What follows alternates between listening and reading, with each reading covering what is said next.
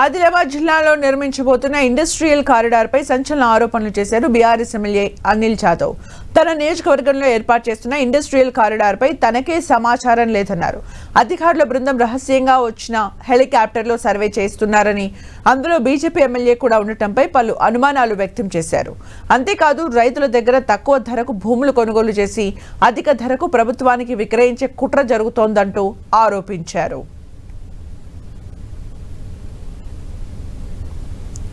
ED attach లో ఉన్న భూములను కబ్జా చేసేందుకు ప్రయత్నాలు జరుగుతున్నాయంటున్న ఎమ్మెల్యే అనిల్ జాదవ్ తో మా ప్రతినిధి Prem Sagar face to face. వెనుకబడిన ఆదిలాబాద్ జిల్లా కోసం రాష్ట్ర ప్రభుత్వం ఒక ఇండస్ట్రియల్ పార్క్ని ఏర్పాటు చేసే దిశగా ముందుకు వెళ్తుంది. సో భీంపూర్ లాంటి ఆదిలాబాద్ బోత్ రెండు కాన్స్టిట్యున్సీలకు సంబంధించి కొంత ప్రాంతాన్ని ఎన్నిక చేసిన దీనిపైన. సో ఇది ఇప్పటి వరకు బాగానే ఉన్నప్పటికీ కూడా కాన్స్టిట్యున్సీ ఇండస్ట్రియల్ కారిడార్లో వస్తున్న మరో ఎమ్మెల్యే బోత్ ఎమ్మెల్యేకి దీనిపైన ఎలాంటి క్లారిటీ ఇవ్వకుండా ఇదంతా జరిగింది. కొద్దిగా కాంట్రవర్సీ అవుతున్న పరిస్థితి ఉంది భూముల సంబంధించిన అంశంలో. ప్రస్తుతం బోత్ ఎమ్మెల్యే ఉన్నారు, బీఆర్ఎస్ సంబంధించిన అనిల్ జాదవ్ మనతో. అనిల్ జాదవ్ గారు, ఇటీవల రాష్ట్ర ప్రభుత్వానికి సంబంధించిన ప్రతినిధుల బృందం ఇండస్ట్రియల్ ఏరియాపై ఏరియల్ సర్వే నిర్వహించింది. మీరు అక్కడ కనిపించలేదు, ఎందుకు?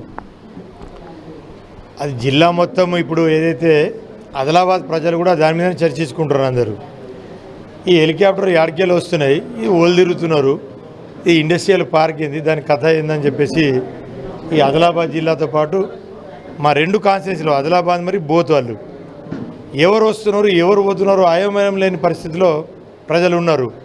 మరి వాళ్ళు ఇండస్ట్రియల్ పార్క్ అని తర్వాత తెల్లారి ఇండస్ట్రియల్ పార్క్ కొరకు బడా నాయకులు అందరూ లోకల్ నాయకులతో పాటు బడా నాయకులు అందరూ కలిసి ఆ ఏరియాలు సర్వే చేసిందని అన్నారు.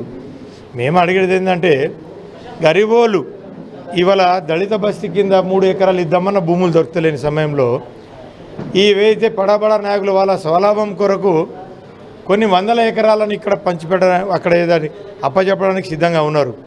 మేము కూడా ఏంటంటే ప్రభుత్వానికి సూటిగా మేము డిమాండ్ చేసేది ఏంటంటే, ఏదైతే నా నియోజకవర్గంలోనే దాదాపు 2400 ఎకరాలు అంటే గతంలో ఈడీ అటాచ్లో ఉన్నటువంటి 2000 ఎకరాలు ప్లస్ ఇంకో 400 ఎకరాలు 2400 ఎకరాలు ఉన్నటువంటి ఈడీ అటాచ్లో కింద పెద్ద నాయకులు ఎవరైతే ఉన్నారో ఎంపీలు కానీ ఎమ్మెల్యేలు వాళ్ళందరూ ఆ భూములను మినిమం ప్రైస్లో చెల్లించి ఆ ఈడీ అటాచ్ నుంచి రిటర్న్ తీసుకొని దాన్ని పెద్ద మొత్తంలో ప్రభుత్వం నుంచి ఆశించడానికి కూడా ప్రయత్నం చేస్తున్నట్టు తెలుస్తూనే ఉన్నది. ఇలాంటి చేస్తే గరీబుల పొట్టగొట్టిన అయితే, ఎందుకంటే ఇక్కడ జిల్లాలో చాలామంది గరీబులకు భూములు లేవు, ఎస్సీలు కానీ ఎస్టీలు బీసీలు మైనార్టీలు ఇట్లాంటివి. మేము డిమాండ్ చేస్తామని ఏంటంటే, ప్రభుత్వం ఆ భూమిని కొనుగోలు చేసి మరి వాళ్ళకైనా వ్యవసాయం చేయడానికి రాబోయే రోజులలో వ్యవసాయమే దండ అయిపోతుంది. వ్యవసాయం లేక తిండి దికాణ లేక అందరూ ఏదైతే రియల్ ఎస్టేట్ మీదనే పడుతూ ఉన్నారు. మరి వ్యవసాయానికి మా ముఖ్యమంత్రి కేసీఆర్ గారు రైతు బంధు ఇచ్చి పట్ట భూములను కూడా సాగు చేయడానికి రిటర్న్ తీసుకొచ్చాడు.